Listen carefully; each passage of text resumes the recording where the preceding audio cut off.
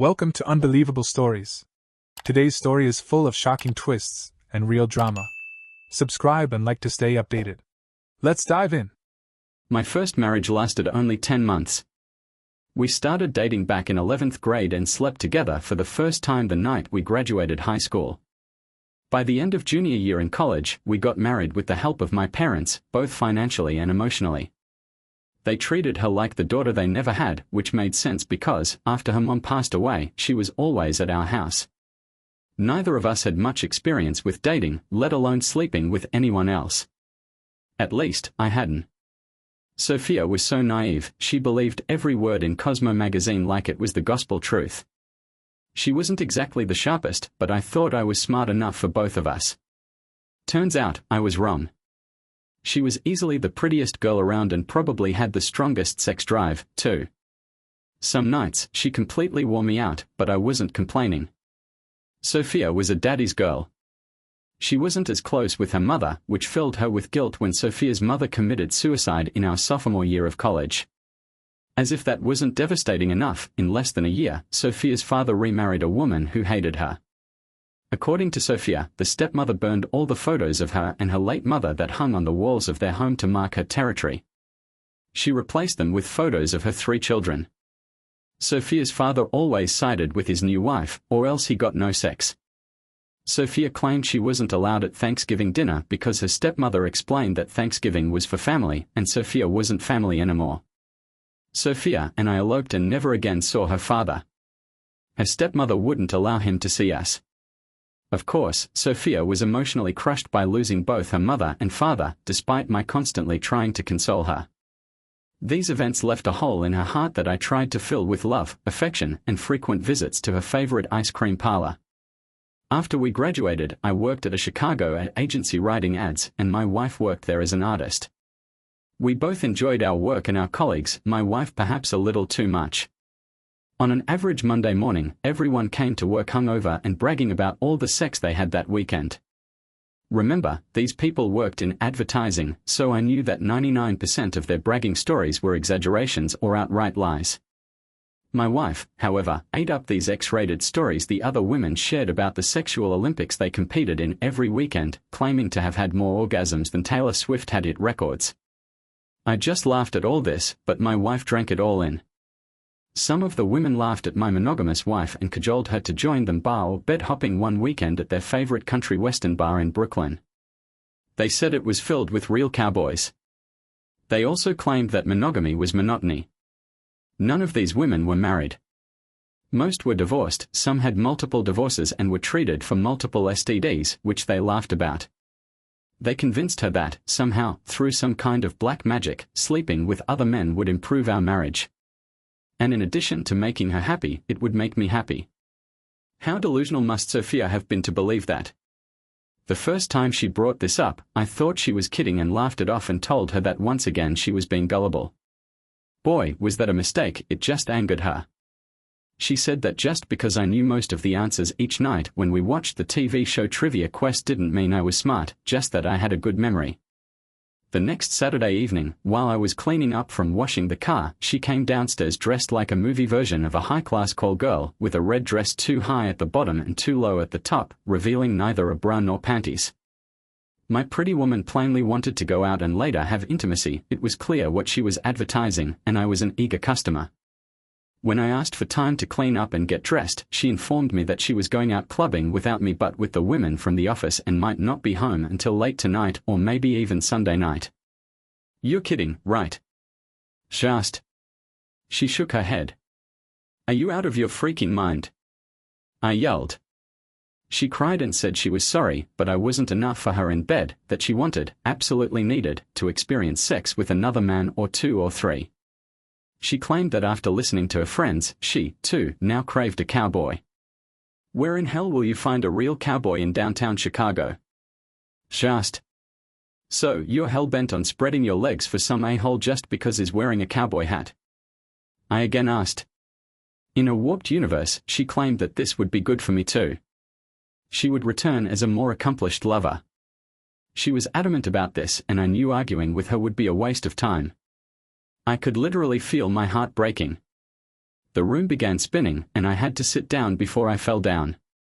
I tried to catch my breath, my heart raced so hard it was as if I had just run a marathon. Even if I convinced her not to go this time, I knew she would sneak out behind my back in the near future. I breathlessly asked her how important this was to her on a scale of 1 to 10. She quickly answered, 10. I rubbed my closed eyes. I hoped this was a nightmare and I would soon wake up, but I opened my eyes and saw that this nightmare was real. When I asked her if this was more important than our marriage, she was silent, and I knew our marriage was over. "If you walk out that door, I will divorce you," I screamed. She turned to me and laughed.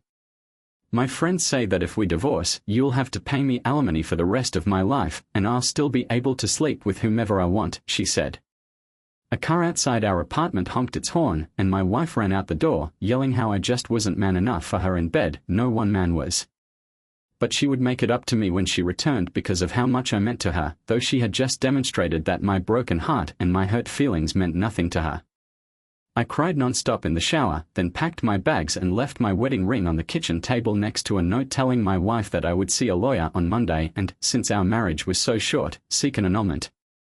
I had no interest in staying around, begging, and playing the victim or pick-me game while my wife pretended to be a call girl who wasn't even smart enough to get paid. At work on Monday, I was the laughingstock as my wife came into work with hickeys all over her neck and, as she would later discover, herpes. She stood at the water cooler, giving a group of her co-conspirators, or witches' coven as I chose to call them, a blow-by-blow description of her weekend, and I do mean blow-by-blow, which also pissed me off because she had never given me oral. Apparently, she needed 2 men at the same time to achieve the big O. I walked into my boss's office, gave notice, and immediately left, never to return or see my wife again, except at the annulment hearing. I gathered that my wife was glad that I ended the marriage because I was just a boat anchor preventing her from her sexual dream of sleeping with the entire New York Giants football team to fulfill her sexual destiny or some such crap. Sophia was, however, furious when the judge explained to her that the annulment of an 8-month marriage didn't entitle her to any alimony, much less the lifetime of alimony promised to her by her friends. The judge had to threaten her with contempt and jail time before she stopped screaming. But my girlfriend said, though I am basically a vengeful person, thanks to my mother's Irish heritage, I never thought of getting revenge on Sophia. What she was doing to herself was far more destructive than any nefarious plot I could ever envision. I spent many an evening with a glass of bourbon, trying to understand what had happened to my wife and my life. How did she go from 0 to 100 so quickly? None of it ever made any sense to me.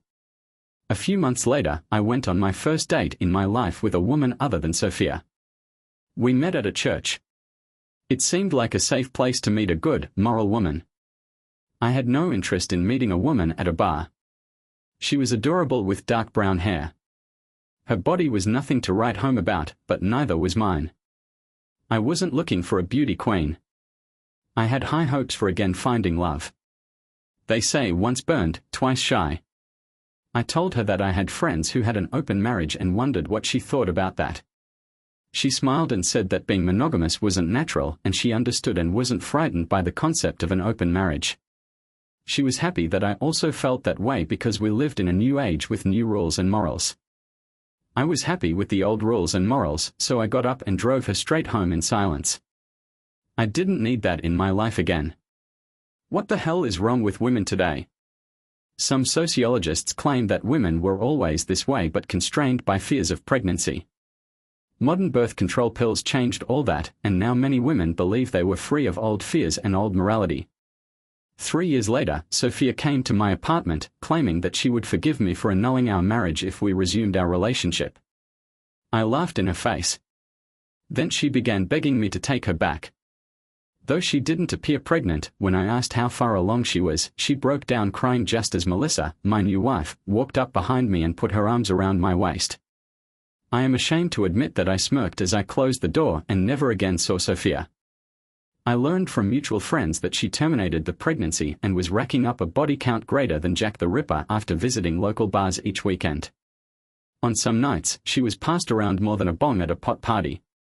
About a year later, I ran into her stepmother at a grocery store. She told me that Sophia had a come-to-Jesus moment and quit her lifestyle. She moved about 1,000 miles away, surprisingly along with her father.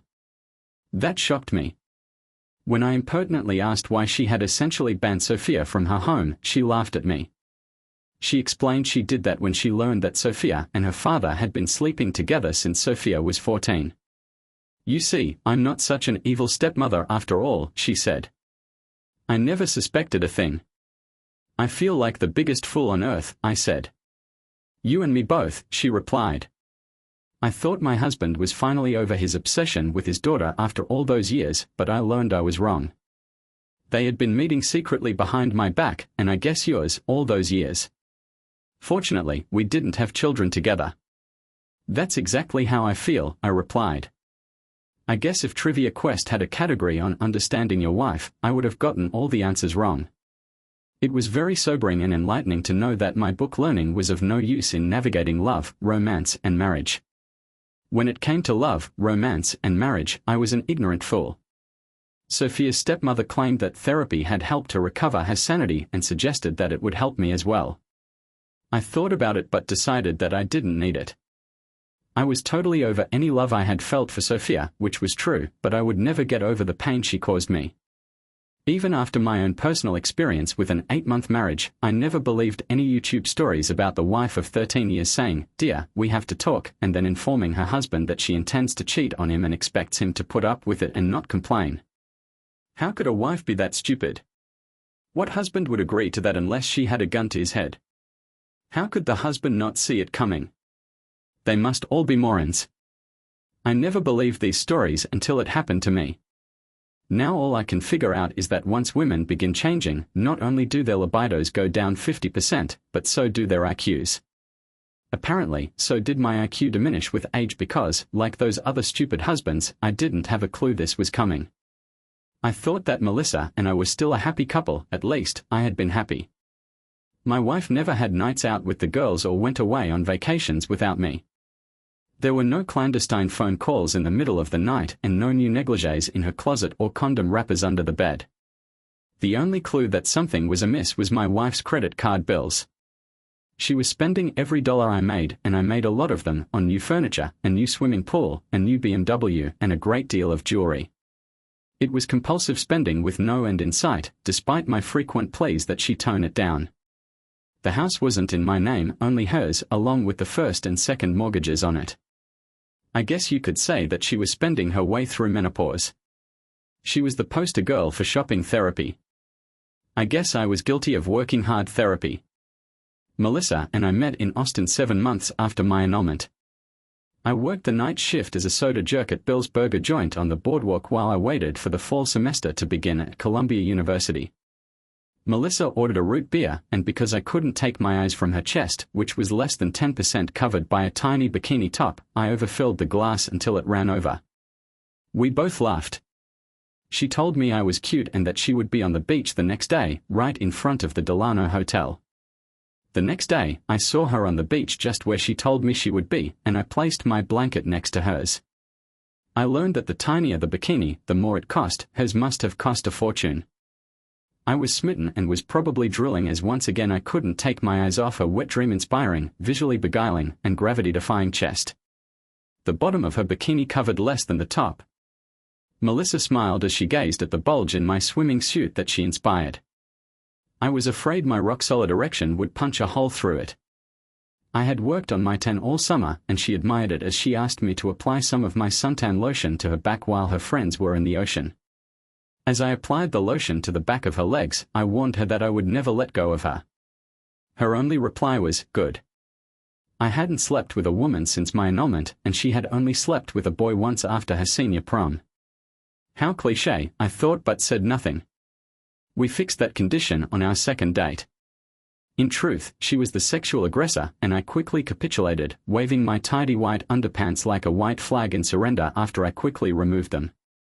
We lived in different towns in Ohio about 40 miles apart, but in the fall, we were both students at Columbia University in Manhattan.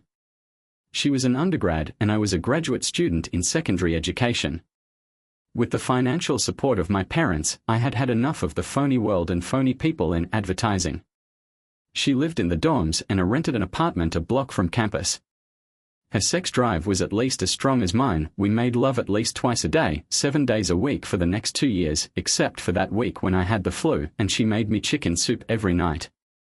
I don't know when we found the time or energy to go to classes and graduate.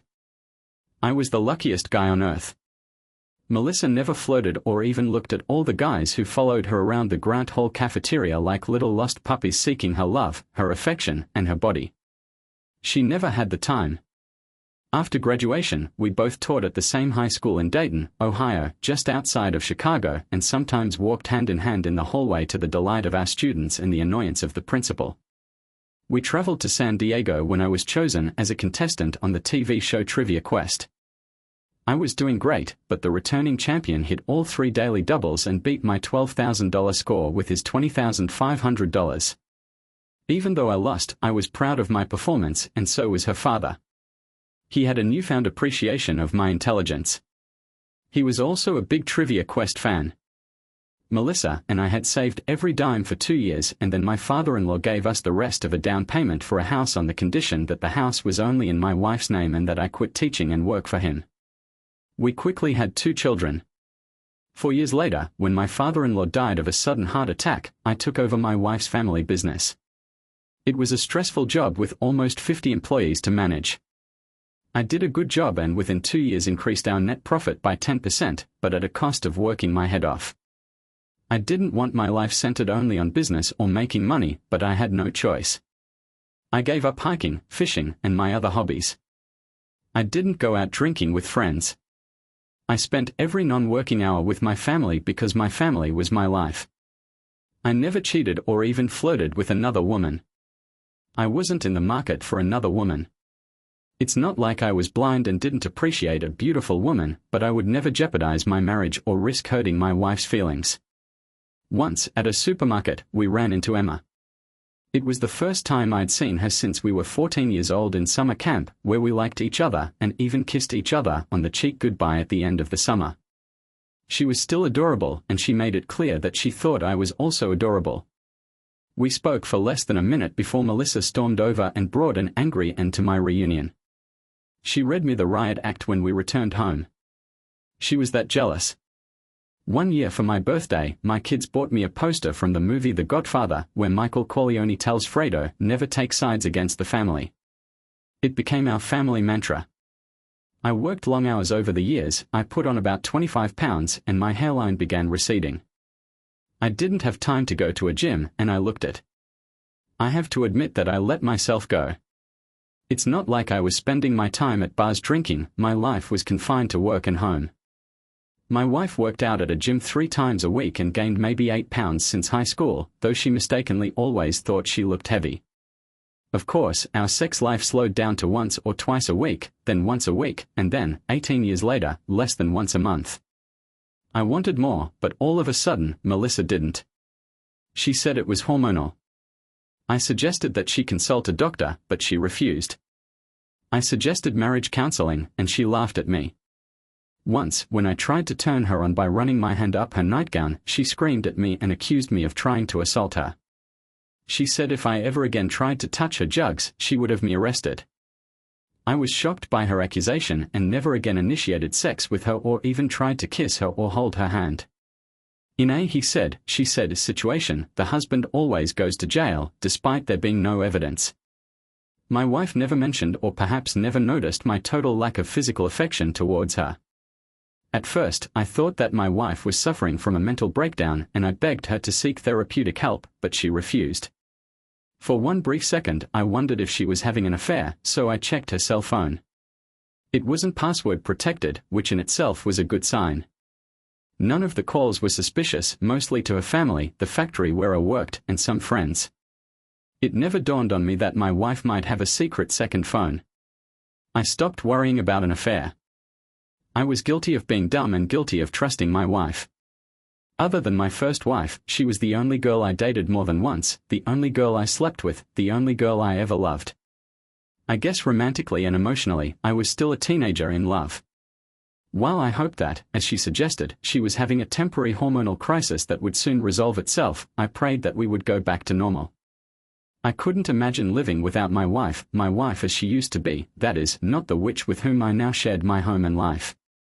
I refused to install cameras and recorders in our house or her car to check on my wife. If I secretly installed them and my wife found out, it would destroy what was left of our marriage. My wife even apologized for threatening to have me arrested. She claimed she had no idea why she flew off the handle like that. I was relieved but was still too cautious to touch her. I was now sure the problem was mental illness and not adultery. Every night after dinner, we religiously watched Trivia Quest. Now, however, when I came up with the wrong answer, my wife made fun of me and said she understood why I lost when I appeared on the show and I wasn't half as smart as I thought I was. She was really mean and nasty about this and I didn't know where it came from. She had never acted like this before. 2 weeks later, our youngest son drove off to begin his freshman year in college at Rutgers.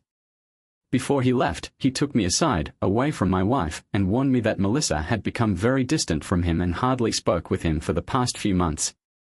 He warned me that something was going on with her. He had no idea what it was but implored me to keep my eyes open. He patted me on my too large belly and told me I had to join a gym and take better care of myself. Then he hugged me and left. My wife, Melissa, and I were now sad, empty nesters. We sat down next to the swimming pool we had just built with the help of a large home loan that left her with little to no equity in her home and enormous monthly payments. I was about to surprise her with tickets I had bought for a Caribbean cruise. I hoped we could resurrect the love we once shared.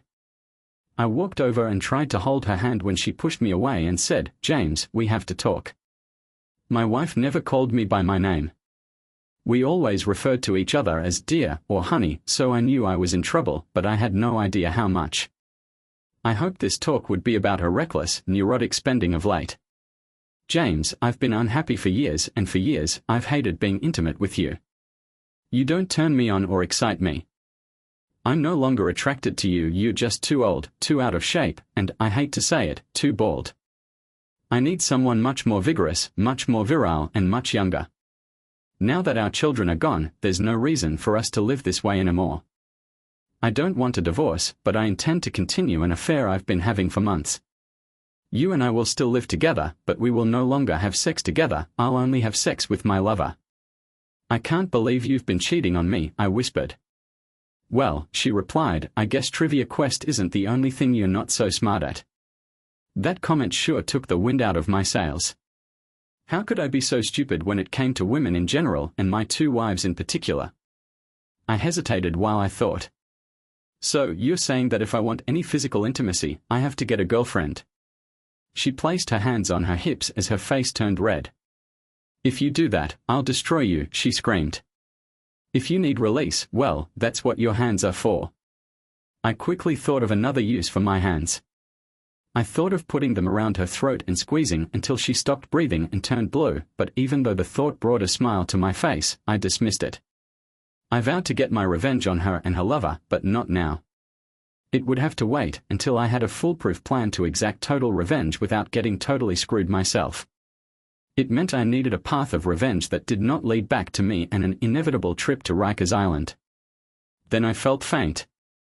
I had a gut-wrenching flashback to the time I went through this with my first wife all those years ago. All the blood left my head and the room began spinning. I had to sit down before I fell down. I took some deep breaths, but I was still faint. I lowered my head for a minute or so to get some blood into it. My brain finally started working again. "Who is he?" I whispered. "That's not important," she replied. "I don't want you beating him up or worse." "Why would I beat him up?" I replied. "You're the one cheating on me." I noticed that my wife's iPhone was next to her. I grabbed it and saw that she was recording us. I shut off the recording and checked it for messages as she tried to grab it back. I saw her recent message to Daniel Brooks, my 29-year-old assistant general manager. She was telling him that she was going to inform me of their romantic plans. I phoned him on her phone. When he answered, "Hi, love," I yelled with out-of-control fury, "If you ever go near my wife again, I'll shoot off your balls." This isn't an empty threat, it's a promise.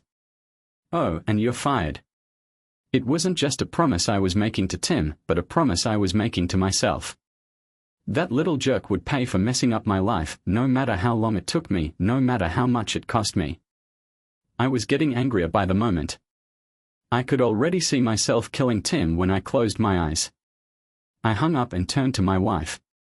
If you get intimate or even see him again, some guy with a mask will take a baseball bat to your teeth. She began sobbing with fear. I went upstairs and packed a bag. Melissa had composed herself. She came upstairs drying her eyes with a tissue. James, forget your wounded ego and unpack your bag. I've already emptied our bank accounts, so you're broke. I own this house. I own the business where you work. In short, I own you.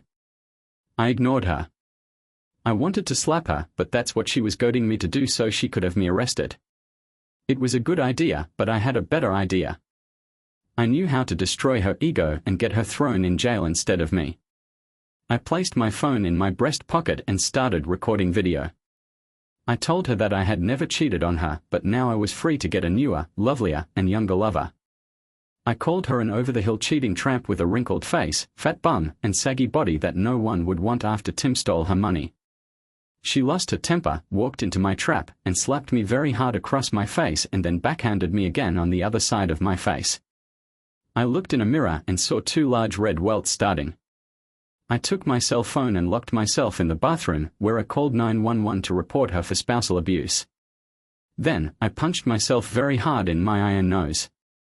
20 minutes later, the police arrived. They saw the welts on my face as well as the black eye and bloody nose. She claimed she only slapped me twice and not in the eye or nose. Based on her confession of slapping me and the video I showed the police, she was arrested and spent the rest of the weekend in jail as a guest of the county, crying her eyes out. On Monday, I changed my will, my life insurance beneficiary, etc. I learned that she had indeed emptied our bank accounts, and I had to borrow $12,000 from my brother to tide me over until my divorce lawyer could reclaim my half of the money Melissa stole from our accounts. Her lawyer, along with her lover Daniel Brooks and 2 large goons, arrived at my office 3 days later, firing me, taking my business credit cards, the keys to my company car, and giving me 5 minutes to leave the building. They humiliated me in front of my coworkers, and I knew I would make Tim and my wife pay for this degrading behavior. They also served me with divorce papers and a restraining order demanding I get no closer than 300 feet to either Tim or my soon-to-be ex-wife. Tim laughed in my face and bragged that he now had the great life I used to have, and he so richly deserved it. He also boasted about his giant manhood, claiming he was the new sheriff in town. What a jealous prick. Now, he was the new president and offered me a severance package of 3 months' salary on the condition that I sign a 5-year non-competition clause. What an idiot! If he was smarter, he would have offered me a year's salary. But frankly, I would have refused that as well. I had run Melissa's family's manufacturing business for 13 years. I didn't own any stock in it because it was owned by a trust. I treated the employees very well and they were loyal to me. I had a great reputation for fairness and honesty in the industry among our employees, clients, suppliers, and even among my competitors. I went to Starbucks, made 3 phone calls, and had 2 job offers before my latte was even cold. I took the one in our town. On Thursday, I started work, along with a half-dozen key employees who quit working for Melissa's company and joined me. It wasn't just their loyalty to me that drove them to quit, they all despised Tim and knew he was an idiot who would run the company into the ground in no time because he treated our employees, our suppliers, and even our clients like they were dirt left by a dog on the bottom of his expensive Gucci loafers. That's a roadmap for running a business into the dirt and destroying it. My new place of employment had an on-site gym for the use of employees. Now that I didn't have a wife to rush home to, I spent 1 hour there every day after work. My hairline still receded, but the large spare tire I once called my stomach also receded. I wasn't going to win any bodybuilding contests, but I looked damn good for a man my age, according to my children. I chose to believe them, even though the vision they held of me was optimistic.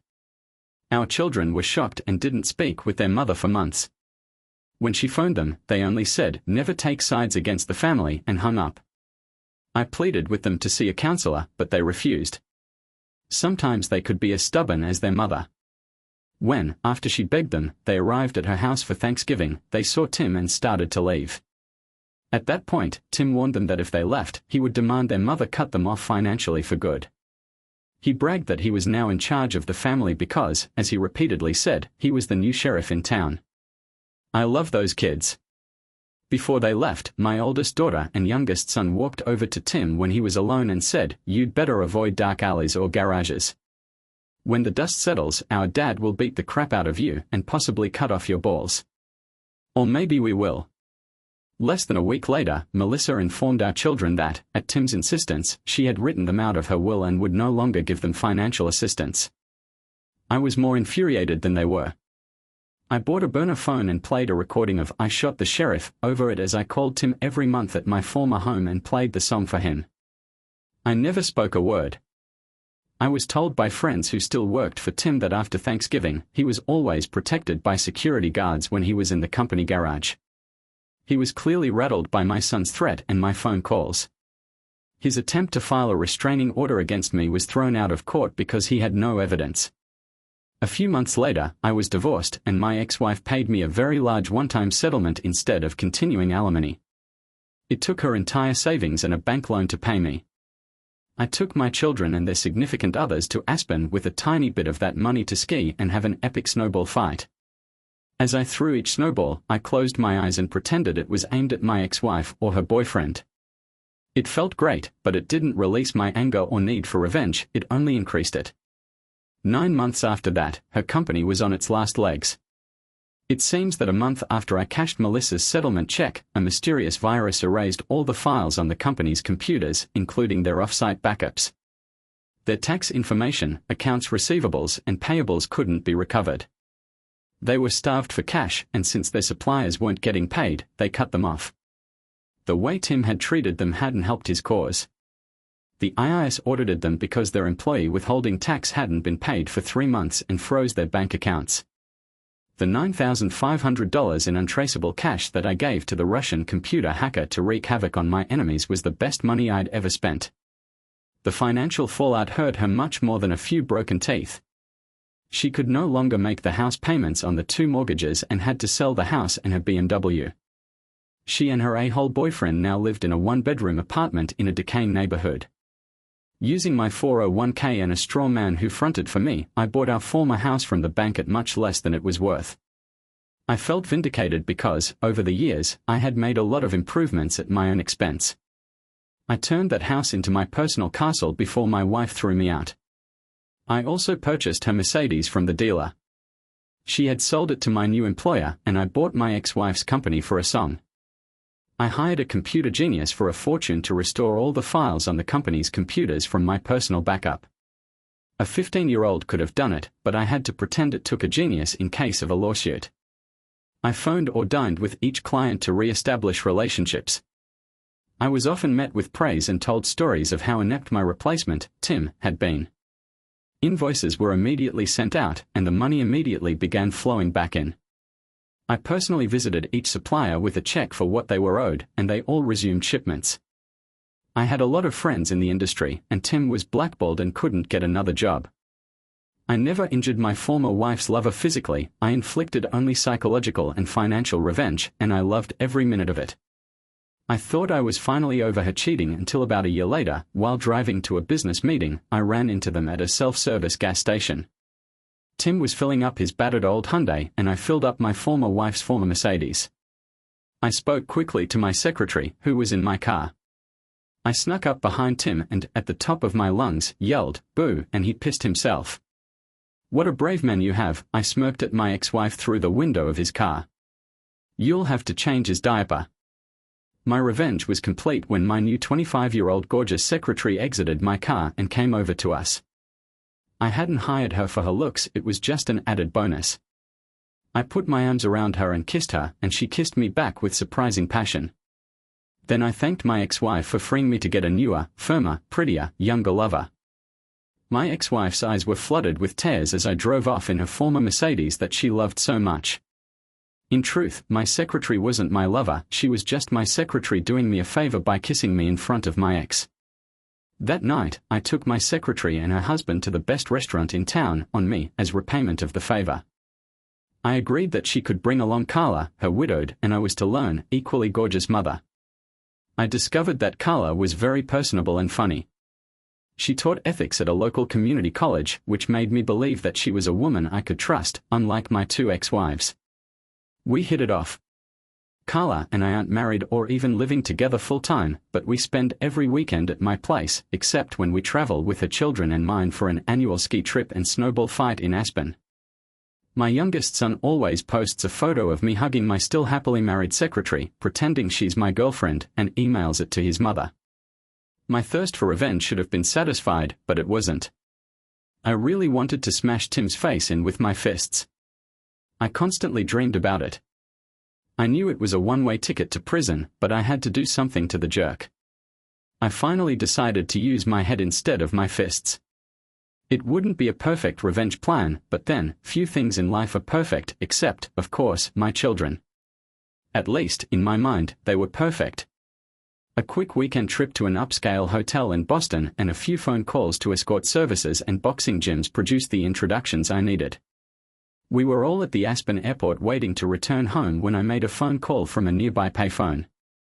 When I heard the news on the phone, I had to run to a bathroom. I was laughing so hard I was afraid I would wet myself. I hadn't been this happy in several years. While my family and I were 2,000 miles away from Ohio and had bulletproof alibis, Tim was at a motel with an absolutely beautiful woman he had met last week, after I paid her and her giant-sized husband $9,500 each to seduce, entrap, and physically settle things with Tim. A very, very large man claiming to be her husband barged in and beat the crap out of Tim, with special emphasis on the area between his legs. Then, as the man and woman made a hasty escape back to New York on Amtrak, Melissa, who had been informed of what was going on, barged in and, seeing what Tim had been doing, continued beating him until she was arrested. It is never a good idea to take sides against my family. Melissa contacted our children and tried to reconnect with them and borrow money from them. She even offered to put them back in her will. They laughed at her because she was penniless and had nothing to leave them. She was so desperate that she even phoned me, begging for reconciliation or at least some money. I had spent over $10,000 destroying her and did, in fact, feel some guilt over it because of all the years I had unconditionally loved her. I gave my children $85,000 to give to their mother, claiming it came from them, not me.